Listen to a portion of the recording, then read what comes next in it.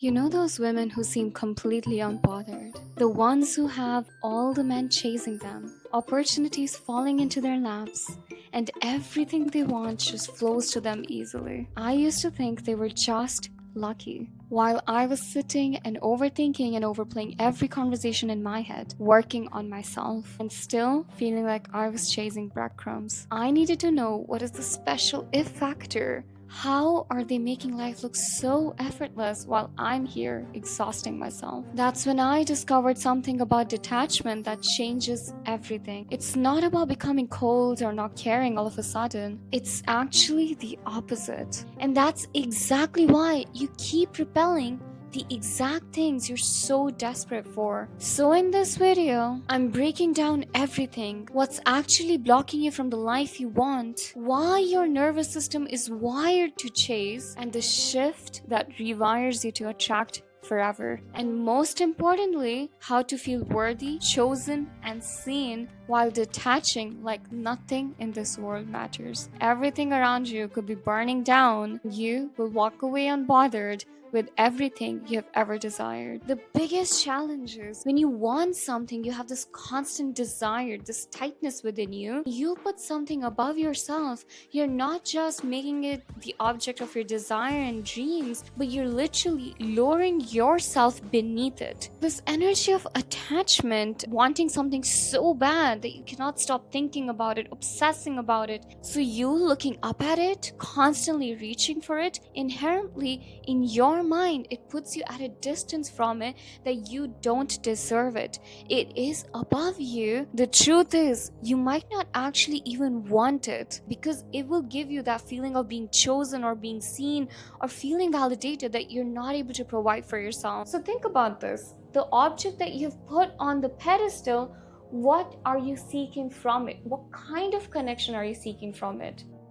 When you put something on a pedestal, it creates a power imbalance. The power that should be shared mutually is given to the object of your desire. The energy you start radiating is not the energy of confidence. It's like there's this knot within you, this tightness that feels this thing will finally complete you. This energy comes from fear. When you're operating from fear, your logic is literally taking a step back. You don't have a standard for what goes through you, and everything starts to make through your life is the energy of desperation, need, and lack. And that is what blocks you. When you're anxious, you're not radiating. And what often happens is we start to please or we start to do everything in order to fit and get that object of desire. If something is on a pedestal and if you think it's going to fix your life, you start to get controlled by it and you start to play on its frames. So think about a salesperson who wants something from you, okay? There's a few things that start to happen within you. First, you feel their desperation because you know they're saying things just to sell it to you. Second, you don't like that energy because it feels fake. It doesn't feel like it's coming from an authentic, genuine place of caring for you, but it's coming from caring about themselves. Third, you naturally start to block off that energy. So this is what's happening for the person in front of you. They can feel your desperation and your fear and the control they have over you. So they start to block you off because it doesn't feel good to their system either. If you truly believe in yourself, in your power, you wouldn't feel the desperation to prove yourself to something. You would just sit back and believe in your own power and you would let things play out so that you can attract it instead of controlling it and wanting it. Now think about this. On the other end of this salesperson into a jewelry store, and there's a diamond ring. It's sparkly, it's beautiful. You already know it is valuable.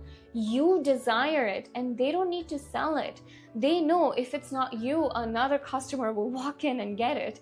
And that's what makes you want it even more. So my girls, you are a diamond, and what you need to do is operate from a place of knowing your value without needing something external to validate it for you. If you're a woman, there's a biological reason why we're wired to be so attached and why we cannot stop overthinking and people pleasing and caring about the things that we want. There's a reason why we get obsessive. Women's nervous system are designed for connection. Men's nervous systems are designed for purpose and aligned action. Men prioritize themselves inherently, and that's not in a negative way. This makes them filter out all the things that don't feel like it matches who they are internally, whereas women are wired to seek connection. And what this does is we become desperate over time to seek connection in these ways that actually put us lower than the things around us. We create bonds, we seek bonding, we read energy, and we want to belong. But here's where it gets messy. The same conditioning that makes us get deep relationships and deep connections is the one that makes us abandon ourselves when we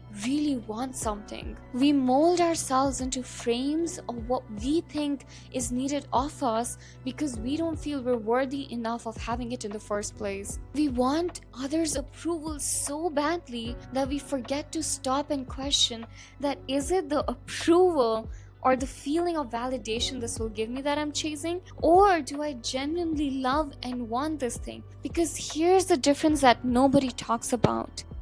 When you love something, when you genuinely love and want something and have passion for it, you surrender and let go.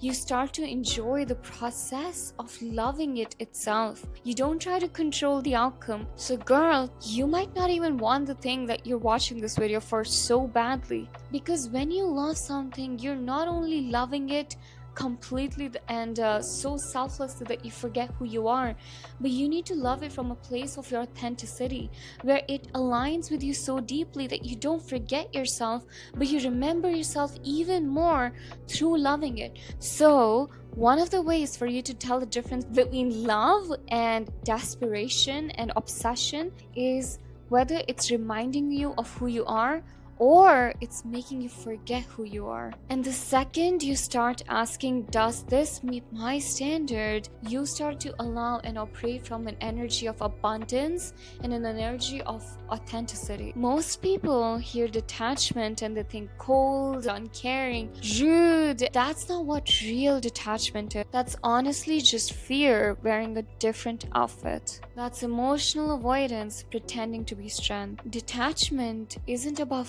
feeling less and blocking out more. It's about needing less. It's not I don't care, it's I care deeply and I still feel whole without it. The fake version is when you force yourself to not feel anything and to protect yourself. Real detachment is when you genuinely don't need the outcome in order to feel complete. There's a massive difference between suppressing your feelings and being at peace with any outcome. Detachment isn't about loving less, it's about trusting more. Detachment is wanting something deeply, but also being so complete without it. It's desiring success so fully that you don't need it to prove your worth. It's about being so complete in yourself that everything becomes a beautiful addition, not a missing piece. There are two energies, beggar energy and chooser energy. Beggar says, please pick me. I'll do anything for you. I'll prove myself for you